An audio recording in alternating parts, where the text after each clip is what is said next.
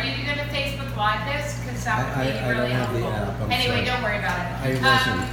So we were all between about 45 and 65, and the conversations that we were having were about sex and relationships and dating and work and how we were going to live in the future, and our parents, who some of whom had dementia and advanced Alzheimer's, and our work and what we were going to do about that, and a whole bunch of stuff. And we were having those conversations, and what we realized was that the media weren't really talking about any of that. It seemed like they were having a completely different narrative to the narrative that we were living, which was all about, their narrative was all about anti-aging creams and jeans that would look good on women of a certain size and type. And we were having these completely different conversations. And we decided, at that point, somebody said, we should start a website called Advantages of Age. Advantages of Age. Yeah! And because I'm a bit of an entrepreneur, and was also very drunk at that particular point in the evening, I bought the domain name, started building the website, and my colleague Rose and I, who's a journalist, used to work on the NME and write about bands and things, and was also challenged in that she wasn't being able to do that anymore. We started recruiting writers, people like Camilla, and other people, to start writing about the benefits of aging, and we found that we had a real audience for that.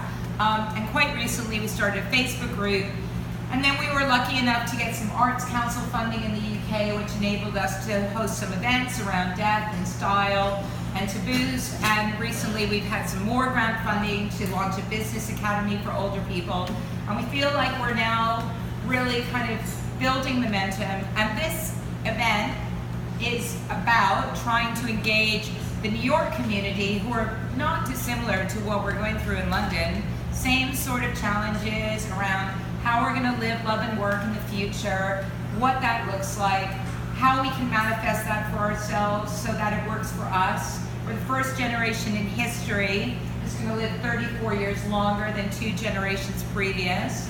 3 years from now, there's going to be more of us than there are children under 5. We're a massive demographic, and the media don't seem to really be taking us seriously enough.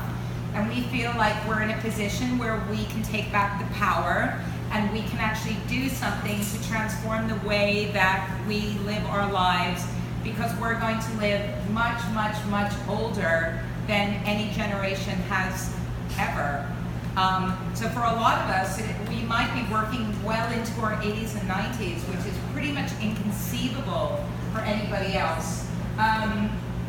So really, what this event is about is hopefully Jonathan from now on will be able to work with some of you to host more events in this space, because we've got it, because it's Jonathan's home. So we can have lots of talks and events here, which I'd love. We can have more people engaging in our Facebook community, which is currently over 2,000 people and growing really rapidly. We can start to look at how we might get more grant funding here, because I do think there's opportunities.